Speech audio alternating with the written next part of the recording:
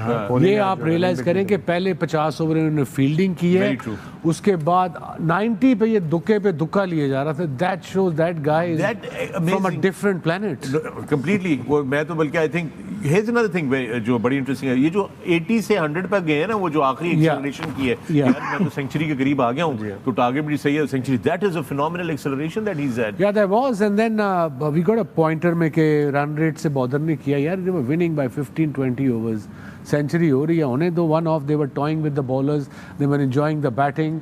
And जब Kohli batting करने आया वो स्टार्ट के बाद it was only a matter of time. ये आपकी स्क्रीन पे लेकर आते हैं कोहली के कर दिया ना, 3 रन एक्स्ट्रा करके छक्का मार दिया 97 पे। एक पे वो हंसा भी था जो इधर से वाइट बॉल हुआ, उसने छोड़ा क्यों है? अरे फायर ने भी नहीं दिया वाइट बॉल। ये रहा है, इन्होंने डिटरमिन किया है, एक तरह से डिफाइन किया है एक मॉडर्न जो एक डेयर करते हैं ना ये भारतीय प्लेयर्स की आंखों में आंखें डाल के, और attacking cricket and all that swagger, ये सब विराट कोहली की वजह से ज्यादा शुरू हुआ। ठीक है, गांगुली ने इनको सेटअप किया था और आगे फिर कामनेस दी थी MS धोनी ने, मगर एक डेयर डेविल जो एक क्रिकेटर या माइंडसेट के साथ विराट कोहली उतरे हैं, तो ये क्रिकेट के लिए बड़े इंपॉर्टेंट प्लेयर हैं। क्योंकि ऐसे कैरेक्टर्स बहुत कम रह गए हुए हैं जो कि पैशनेट है, जो कि इंस्पायर करते हैं, जो कि करके देते हैं और दुनिया के ग्रेटेस्ट रन चेजर हैं। ये बहुत बड़ा ये बात है, कोई सोच नहीं सकता था सचिन तेंदुलकर का रिकॉर्ड बीट करेंगे या विव रिचर्ड्स की क्वालिटी का कोई प्लेयर आएगा जो कि बाउंसर भी अच्छा खेलता है और ड्राइव भी अच्छी खेलता है और स्पिन को जब चाहे छक्का मार देता है, मिस हिट पे छक्के मारते हैं। और ये सारा फिर लीड ऑब्वियसली रोहित शर्मा करते हैं, क्योंकि देखिए कप्तान अगर 3 इनिंग्स में 9 छक्के लगा देते हैं, स्ट्राइक रेट 150 का उसका पावर प्ले में, तो इसका मतलब टोन तो वहां से सेट हो रही है ना। और फिर आगे विराट कोहली तो बेसिक गियर के ऊपर ही अभी तक चल रहे हैं, उनको तो सेकंड थर्ड गियर पे भी लगाने की जरूरत नहीं है। अभी तक इतना आसान वर्ल्ड कप रहा है भारत का। बिल्कुल। अच्छा, थोड़ा सा रमीज भाई हार्दिक पांड्या के हवाले से भी जानना चाहेंगे। आज हमने देखा कि उनको बॉल रोकते हुए ट्विस्ट हुआ उनका फीट और फिर बाहर चले गए, वापस नहीं आए। एक तो उनकी इंजरी के हवाले से बताइए, और अगर आपके ख्याल में अगर नहीं होता वो वर्ल्ड कप में रिकवर कर पाते, तो क्या ये कितना बड़ा डेंट हो सकता है भारत के लिए? देखिए बहुत बड़ा डेंट है, बैटिंग जबरदस्त करते हैं, आके आउट करते हैं मिडिल ओवर्स में आके, और जो बात कर रहे हैं कि मिडिल फेज में जो विकेटें लेते हैं उसमें एक बहुत इनका इंटीग्रल पार्ट है। तो ये बहुत बड़ा लॉस होगा। फिर कनेक्टिविटी ऑलराउंडर देता है ना आपको, और फिर फील्डर अच्छे हैं, बॉडी लैंग्वेज स्ट्रांग है इनकी भी, विराट कोहली की तरह अच्छा लीडरशिप का माइंड है। ये भी एक भारत को बहुत बड़ा एडवांटेज है कि 4-5 ऐसे प्लेयर्स हैं जो कि उनके पास लीडरशिप मटेरियल है, और वो असेसमेंट के हिसाब से और हडल में या अपने आप को जब असेस कर रहे होते हैं तो उसके ऊपर बिल्कुल ठीक तरह से उनकी असेसमेंट होती है, बिकॉज गेम को इतना वो समझने की कोशिश कर रहे हैं। और यही बात है, देखें टैलेंट पाकिस्तान और भारत का अगर आप मौजना करते हैं तो चले मान लिया कि इक्वल हमारे स्किल जो भी है, मगर जो क्रिकेट को आगे ऊपर एक स्टेप लेके जाना है, अब स्वीप शॉट कैसे अच्छी खेलते हैं रोहित शर्मा, छक्का कैसे लगाते हैं उन्होंने, और एक डगर पकड़ी हुई, जबकि हम अभी बेसिक लेवल के ऊपर हैं। तो ये उसमें हार्दिक पांड्या जो है वो बहुत बड़े एक इनका कनेक्शन है बिटवीन बैटिंग एंड बॉलिंग। बहुत लॉस इनका होगा अगर ये नहीं खेलते हैं। कोई अपडेट है रमीज भाई, आप उधर मौजूद हैं, कोई अपडेट है कि सीरियस नौयत की उनकी इंजरी है ये? नहीं, वो मैं कम से कम कोई 2500 मील दूर हूँ। अच्छा, नहीं मतलब किसी से बात हुई हो उधर, पता चला हो? नहीं, मेरा नहीं ख्याल है कि अभी तो प्रेजेंटेशन में उनको पूछा था तो आई थिंक प्लेयर्स को भी नहीं आइडिया कि किस नौयत की इंजरी है। मेरे ख्याल से स्लिप हुए हैं, कुछ इतना सीरियस नहीं होगा। और one away from the great man's record 49 Sachin Tendulkar का। I think he's going to surpass that by a lot. He's super fit. He's got a lot of cricket to go with him. There's no question about it. एक बड़ी interesting चीज़ है वो आपने बड़ी जो बात की कि 50 ओवर फील्डिंग के बाद एंड में वो दुखियां ले रहे थे, ये दुखियां आपकी स्क्रीन के ऊपर लेकर आते हैं। ये जब वो 50 ओवर की फील्डिंग कर चुके थे, India is looking just unstoppable. They really are. I mean, it's not कि सिर्फ ये वर्ल्ड कप में उनकी प्लानिंग थी, ये प्लानिंग काफ़ी अरसे से उनकी चल रही थी। एशिया कप से पहले की भी, फिर एशिया कप के दरमियान उनकी एक सीरीज़ आई अगेंस्ट ऑस्ट्रेलिया। उन्होंने अपने जो लड़के नहीं थे खेले या जिनको देखना था उनको उसमें ट्राई किया, और उसमें सूर्या कुमार ने उसमें भी स्कोर किया, हैंस वो स्क्वाड में वापस आया।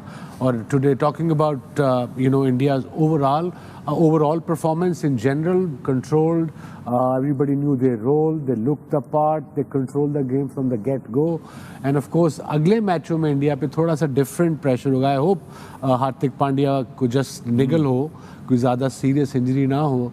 अगर खुदा ना खासा उसको इंजरी होती है तो इनके कम्बिनेशन में फ़र्क आएगा. बैटर खिलाएंगे, ऑलराउंडर खिलाएंगे, क्या करेंगे. खैर वो बात की बात है. बट आज की performance, like I said, the minute they won the toss they knew what they were doing. They fielding भी की थी, they were fine. Bangladesh won the toss. Yeah I no, but Rohit ने कहा था अगर हम भी बॉलिंग करते, बिल्कुल हम भी पहले बॉलिंग करते. करेक्ट. सो बट उनको जो चाहिए था वो मिला. उसके बाद they started off well Bangladesh, 92 for none, and then same old story, middle order falling apart. They just had to bat. Upper batter who bats a number 4. And one thing, please, can somebody explain it to me from Bangladesh?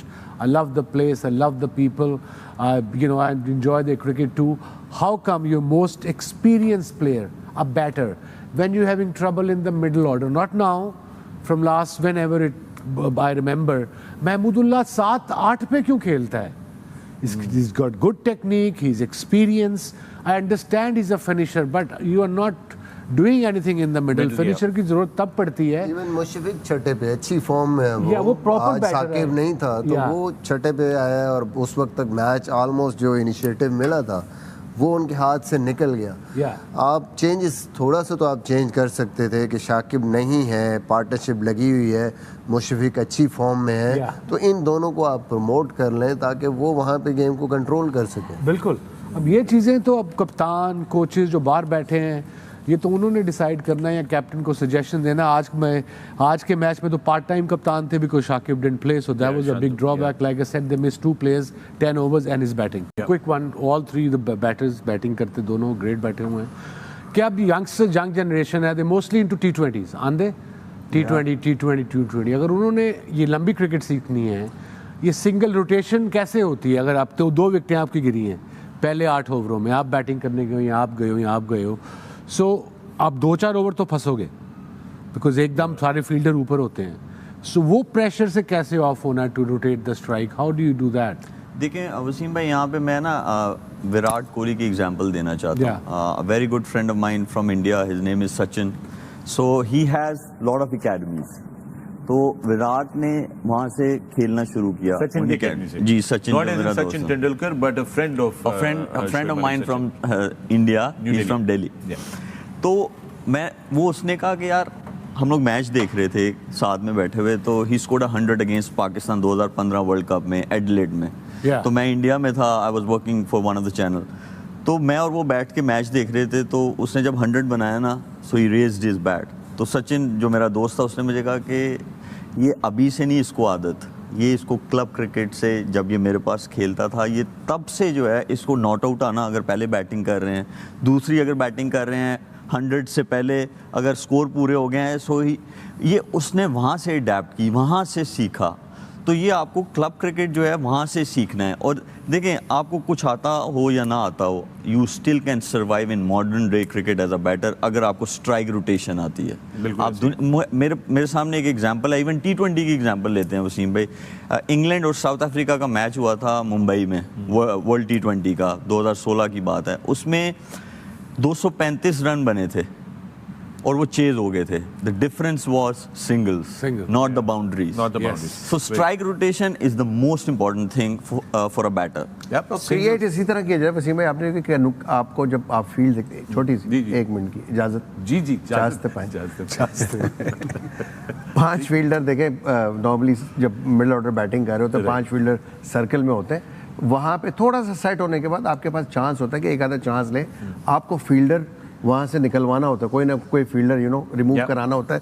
या तो आप कोशिश करते हैं कि over the head hit मारें, फिर वो एक फील्डर पिछले, तो आपको एक गैप बनना शुरू हो जाता है. तो यही सबसे इंपॉर्टेंट चीज़ है मिडिल ऑर्डर के लिए कि उनको लाइक इस तरह की पोजीशन में आना चाहिए जहाँ पे वो प्रेशर क्रिएट कर सके और फील्डर्स को रिमूव करा सके. आके भाई, आपसे भी वही डिस्कस करना चाहेंगे. गेम के अंदर सबसे इंपॉर्टेंट फैक्टर जो हम देखते हैं, जो बात करते हैं, वो गेम अवेयरनेस है. और गेम अवेयरनेस जो है वो कैप्टन से स्टार्ट होती है.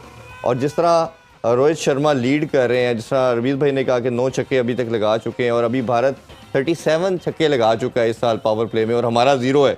अभी एक छक्का नहीं हमने लगाया, 1100 प्लस बॉलें खेल चुके हैं। तो ये माइंडसेट कैप्टन को लीड फ्रॉम द फ्रंट करना और लेके चलना, और आज जैसे शकीब नहीं थे तो उनकी बॉडी लैंग्वेज भी हमें और डाउन नजर आई बांग्लादेश की, इस चीज़ को कैसे देखते हैं आप?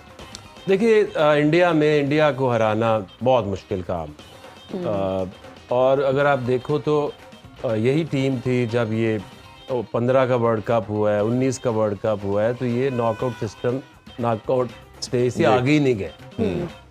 जितने ये यहाँ पे ऑन द अप शॉट्स खेलते हैं, ये इंग्लैंड में, साउथ अफ्रीका, ऑस्ट्रेलिया, वहाँ जाके ये उतना फंसते नहीं जी।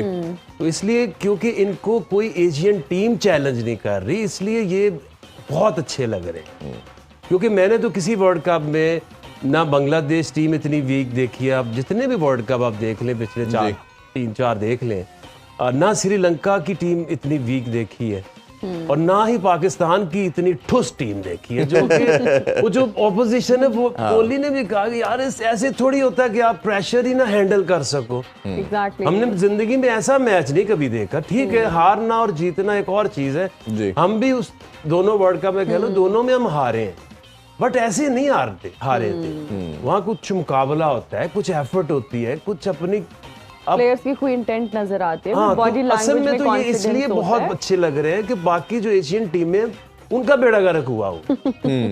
बाकी इनकी टीम हमेशा अच्छी होती है, धोनी के जमाने से लेके अब तक, अब वो भी इतनी अच्छी टीम थी जी, बट इनको मुकाबला एशिया में किसको देना चाहिए टफ टाइम? एशियन टीम को जी। क्योंकि जब ये जाते हैं ऑस्ट्रेलिया या इंग्लैंड तो ये वहां पे नॉकआउट से पहले फारग हो जाते हैं। नहीं, बड़ा इंटरेस्टिंग स्टैट ये था आज के मैच से पहले कि 4 मैच जो बांग्लादेश भारत के हुए उसमें से 3 जो था वो बांग्लादेश जीता हुआ था।